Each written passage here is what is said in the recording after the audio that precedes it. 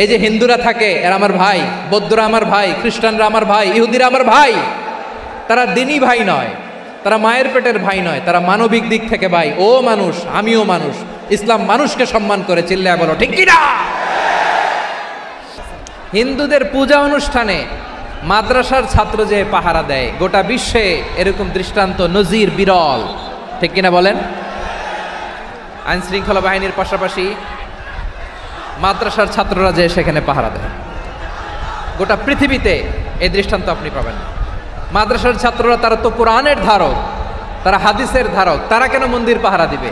এই সম্প্রীতিকে ধরে রাখার জন্য, এই সৌহার্দ্যকে ধরে রাখার জন্য, আমাদের পারস্পরিক ভালোবাসাকে অটুট রাখার জন্য। আওয়াজ করে বলতে হবে ঠিক কিনা। এখন বলেন, আমাদের এই ভালোবাসা অটুট থাক আমরা চাই কি চাই না?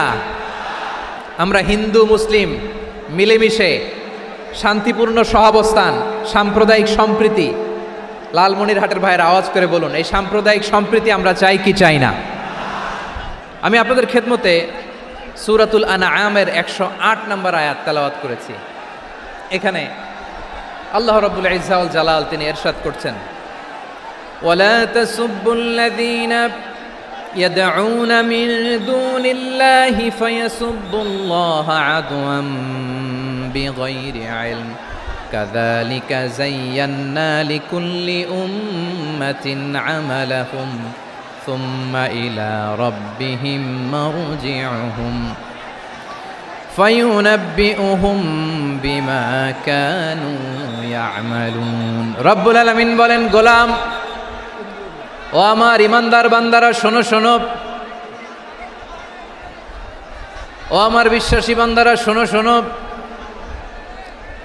লা তাসুব্বুল্লাযীনা ইয়াদউনা মিন দুনিল্লাহ ফায়াসুব্বুল্লাহা আদওয়াম বিগাইরি ইলম। ও আমার বিশ্বাসী বান্দারা, যারা আল্লাহকে ব্যতি রেখে, আল্লাহকে বাদ দিয়ে অন্য উপাস্যকে ডাকে, দেবীর পূজা করে, তোমরা খবরদার তাদের গালি দিও না। আওয়াজ করে বলেন কি দিও না? আল্লাহ বলেন, ও বিশ্বাসীরা শোনো, যারা আল্লাহকে বেছে রেখে দেবীর পূজা করে, অন্য উপাস্যের পূজা করে, তাদেরকে ডাকে, ওই দেবতাদেরকে তোমরা গালি দিও না। যদি ওই দেবতাদেরকে গালি দাও তাহলে ভুলবশত, শত্রুতাবশত তারা তোমাদের রব আল্লাহকে গালি দেবে, ঠিক কিনা? তোমরা যদি তাদের দেবতাদের গালি দাও, ওরা রেগে তোমার আল্লাহরে গালি দিবে, তাহলে আল্লাহরে গালি খাওয়ানোর কারণ হয়ে গেলাম আমি, ঠিক কিনা বলেন। রব্বুল আলামিন বলেন, খবরদার বিশ্বাসীরা, আল্লাহ ছাড়া যারা অন্যান্য উপাস্যদেরকে ডাকে, দেবতাদেরকে ডাকে, তাদেরকে তোমরা গালি দিও না। ওই সমস্ত দেবতাদেরকে যদি তোমরা গালি দাও তাহলে তারা আল্লাহকে গালি দিবে, ঠিক কিনা বলেন। আমরা দেবতাদের গালি দিলে ওরা আল্লাহকে গালি দিবে। রব্বুল আলামিন বলেন, খবরদার দেবতাদেরকে গালি দিও না, তাহলে ওরা তোমার রব আল্লাহরে গালি দেবে। প্রতিটি জাতির জন্য তাদের কাজকে আমি আল্লাহ সুশোভিত করে রেখেছি, তারা সবাই একদিন আমার কাছেই ফিরে আসবে। এরপর আমি রব্বুল আলামিন তাদের আমলনামা তাদেরকে জানিয়ে দেব। সুবহানাল্লাহ পড়ে। প্রিয় ভাইয়েরা, আল্লাহ তাআলা বলেছেন খবরদার গালি দিও না। আদেশটা কার? আওয়াজ করে বলেন তো। হিন্দুদের দেবতা দেবদেবীদেরকে গালি দেওয়া যাবে না। আওয়াজ করে বলুন প্রিয় ভাইয়েরা, এই আদেশটা কার? এই আপনাদের গলার আওয়াজ। অন্য ধর্মের দেবতাদেরকে যে গালি দেওয়া যাবে না, এই আদেশটা কার? আরো জোরে বলুন, কার? গালি দিবেন কোন দেবতাকে? দিবেন?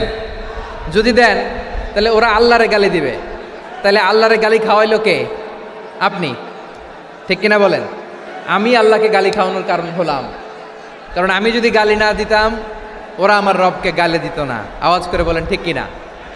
তাহলে প্রিয় ভাইয়েরা, ইসলাম আমাদেরকে শিখায়, সূরাতুল আনআমের 108 নম্বর আয়াত থেকে আমরা বুঝলাম কোনো ধর্মকে ছোট করা যাবে না। অন্য ধর্মকে ছোট করা মানে ইসলামকে ছোট করা। অন্য ধর্মের দেবতাকে গালি দেওয়া মানে আল্লাহকে গালি খাওয়ানো। আওয়াজ করে বলেন ঠিক কিনা। খবরদার, এটা করা যাবে না। আর অন্য ধর্মের দেবতাকে যদি আপনি গালি দেন, ওরা ইসলাম থেকে দূরে সরে যাবে। যাও ইসলামের প্রতি আকৃষ্ট হয়েছিল আর কোনোদিন ইসলামের ধারে কাছে আসবে না। আওয়াজ করে বলেন ঠিক কিনা। এজন্য কখনো কোনোদিন অন্য ধর্মের দেবতাদেরকে গালি দেয়া যাবে না। অন্য ধর্মের কোনো দেবতাদেরকে আমরা গালি দিব না, গালি দিব না, বরং ইসলামের beauty, the beauty of Islam, ইসলামের সৌন্দর্যকে আমরা তুলে ধরব। আমরা যদি বিশ্বনবী সাল্লাল্লাহু আলাইহি ওয়াসাল্লামের জীবনের দিকে তাকাই, তাহলে আমি দেখব বিষ্ণু ইসলাম মক্কাতে কিংবা মদিনাতে অন্য ধর্মের লোকদের সাথে খুব পিসফুলি লাইফ লিড করেছেন। হোক মুশরিক, হোক খ্রিস্টান, হোক ইহুদি, বিশ্বনবী সবার সাথে মিলেমিশে ছিলেন। আলহামদুলিল্লাহ বলেন। ইসলাম হচ্ছে পিসফুল রিলিজিয়ান। অন্য ধর্মের প্রতি সহনশীলতার সবক ইসলাম আমাদেরকে দেয়। কিন্তু প্রতিটি মুসলিমের এটা মনে রাখতে হবে, আল্লাহর কাছে পছন্দনীয় গ্রহণযোগ্য ধর্ম জীবনাদর্শ একটি, সেটা হচ্ছে ইসলাম। আওয়াজ করে বলেন, সেটা কি? লালমনিরহাটের ভাইয়েরা আওয়াজ করে বলুন, আল্লাহর কাছে মনোনীত ধর্ম একটি, সেটা কি? এজন্য রব্বুল আলামিন বলেন, ইন্নাদ-দীনা ইনদাল্লাহিল ইসলাম, আল্লাহর কাছে মনোনীত গ্রহণযোগ্য অ্যাকসেপ্টেড ধর্ম মতাদর্শ একটা, সেটা হলো ইসলাম। ইসলাম ছাড়া অন্য কোনো ধর্ম যদি কেউ তালাশ করে, তার ওই ধর্ম আল্লাহ গ্রহণ করবে না। ওমাই ইয়াবতাগি গায়রাল ইসলামি দীনান ফালাই ইউকবালা মিন ওয়া হুয়া ফিল আখিরাতি মিনাল খাসিরিন। Whoever seek anything except Islam, that won't be accepted from him, and he will be loser in the day of judgment. কিয়ামতের দিন ইসলাম ছাড়া কেউ যদি অন্য কোনো ধর্ম